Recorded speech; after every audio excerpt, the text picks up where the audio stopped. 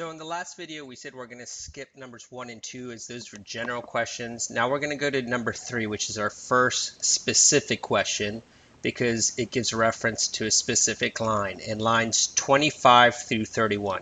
So we've read lines 1 through 21. That was the intro.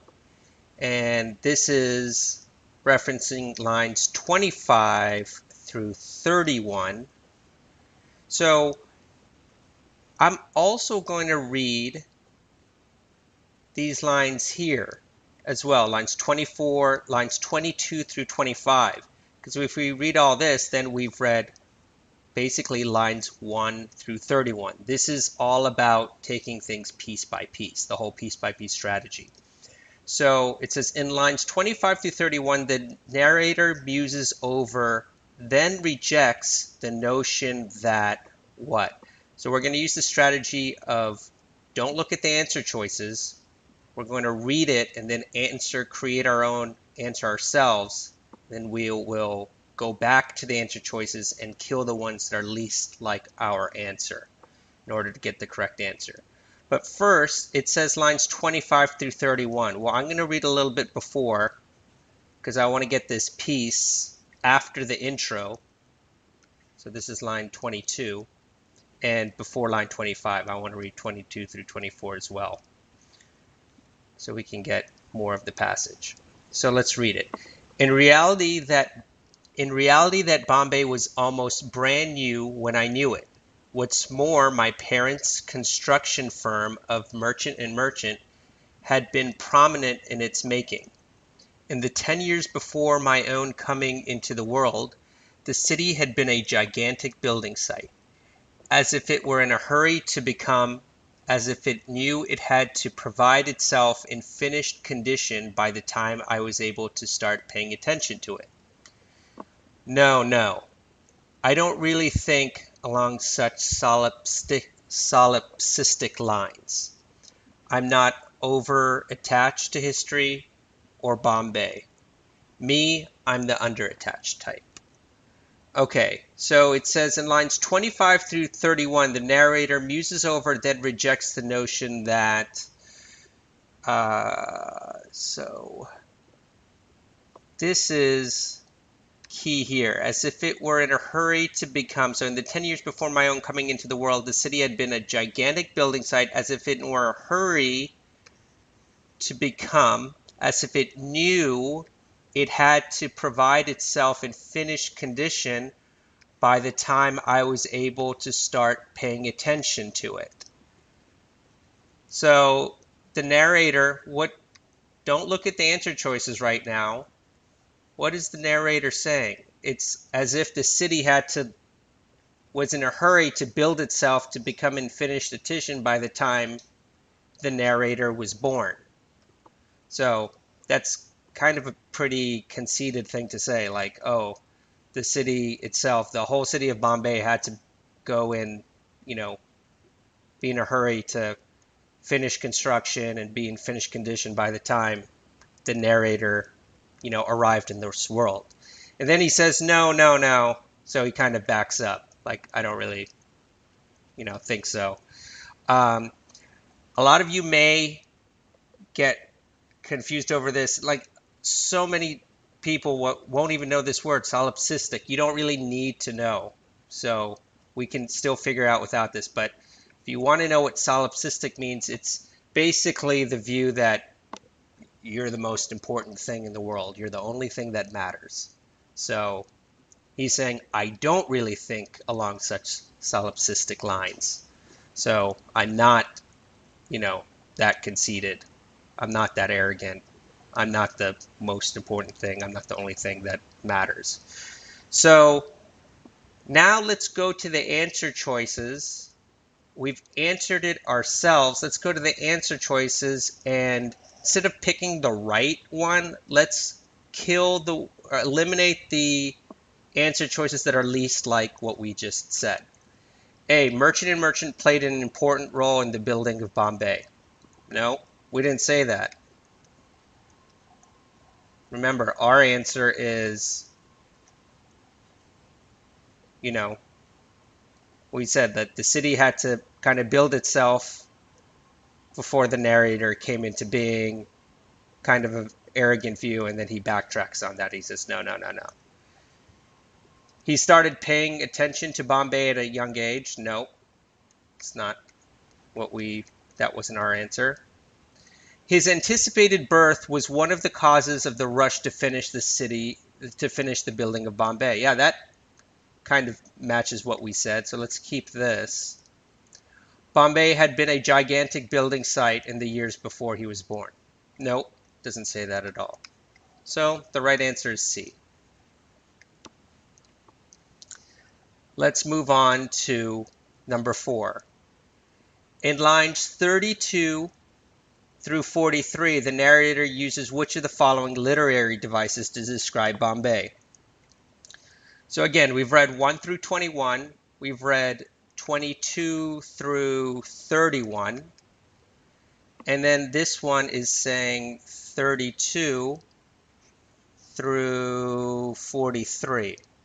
Well, I'm going to read this whole paragraph.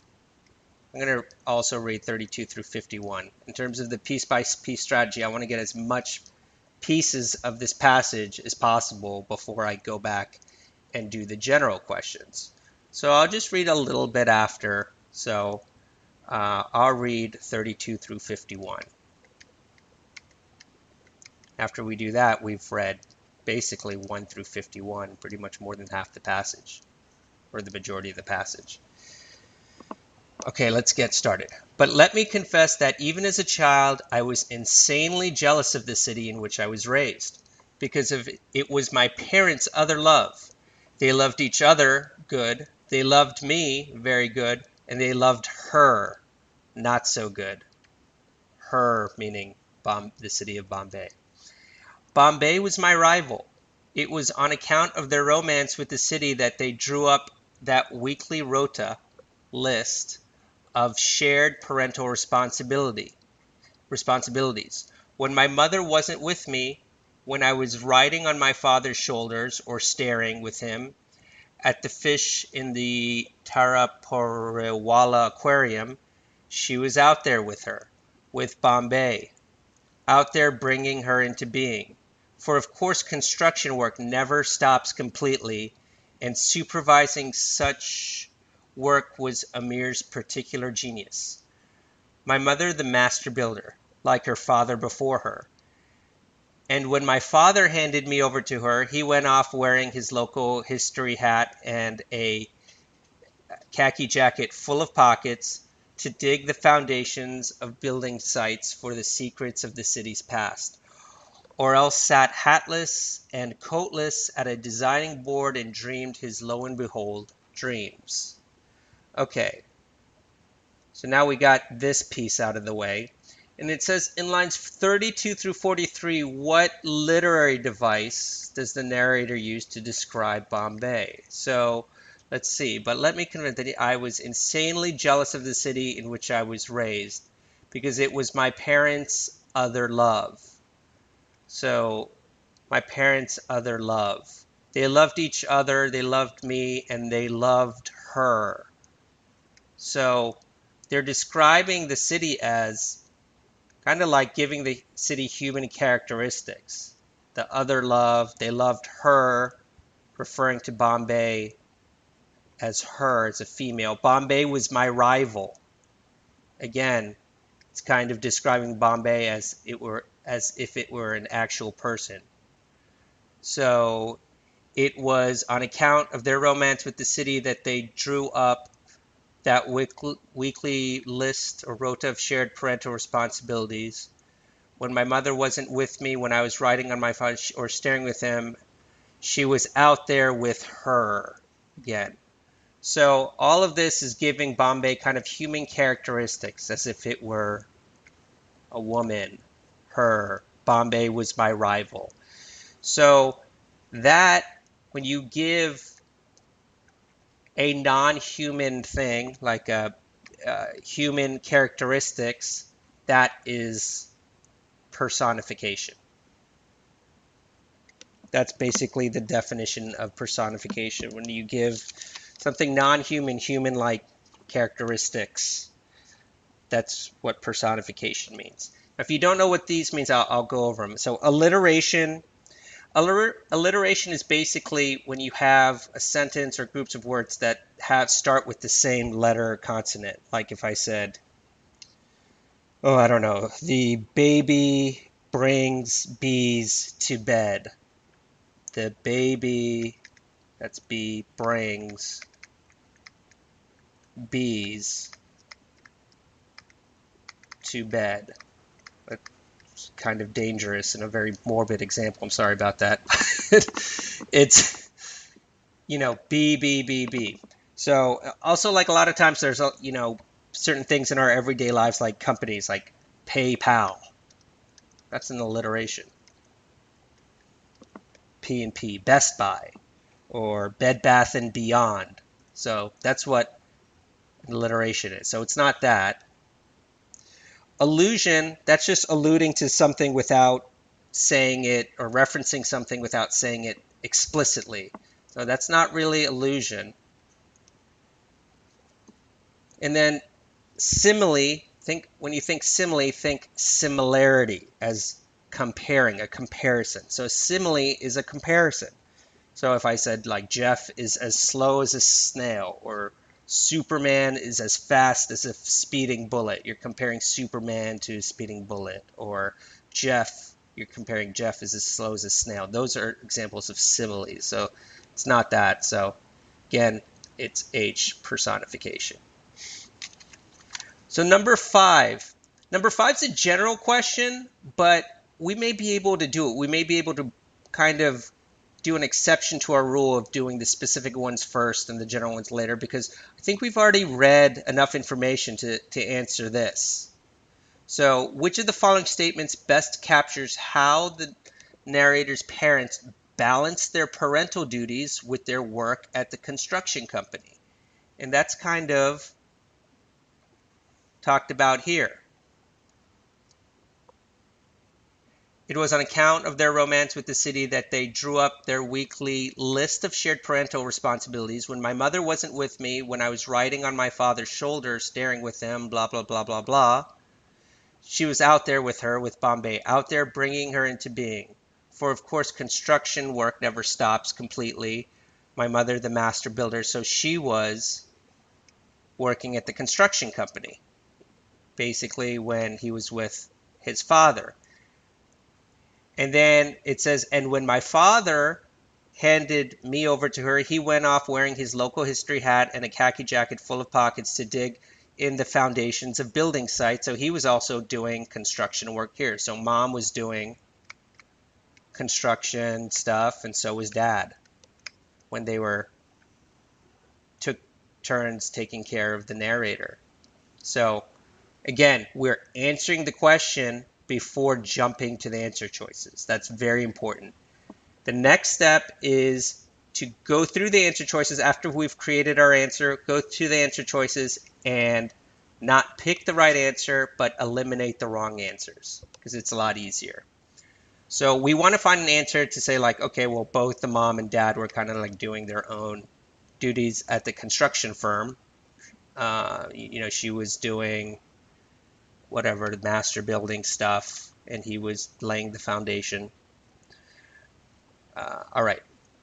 So A, the narrator's mother did the majority of the work at the construction company. Well, that's automatically wrong. It doesn't say that. It has to say that in order for it to be true. While the narrator's father took care of the narrator. No, it specifically says that they both kind of took turns working at the construction company. It doesn't say anything about the mom doing the majority of the work, so that's wrong. The narrator's parents traded off responsibility for taking care of the narrator and working at the construction company. Well, yeah, that's essentially what we said. That was essentially our answer, so let's keep this. See, the narrator's father worked at his designing board while the narrator's... Well, that is true, while the narrator's mother took the narrator along to building sites. So this is a trap answer, because it's half right. He worked at his designing board, which it kind of alludes to here. The father, but half of it is wrong. While the narrator's mother took the narrator along to the building sites. It doesn't say that the mom took the narrator along with her to the building sites. The dad was taking care of the narrator when the mom went to the building sites. So this is a classic half right, half wrong. The whole thing has to be right in order for the answer to be right. So this is wrong. D, the narrator's parents both worked at the construction company while the narrator stayed home with a babysitter. Obviously wrong. No mention of a babysitter. So the correct answer is B. So I'll see you in the next video where we'll do questions 6, 7, and 8. So see you there.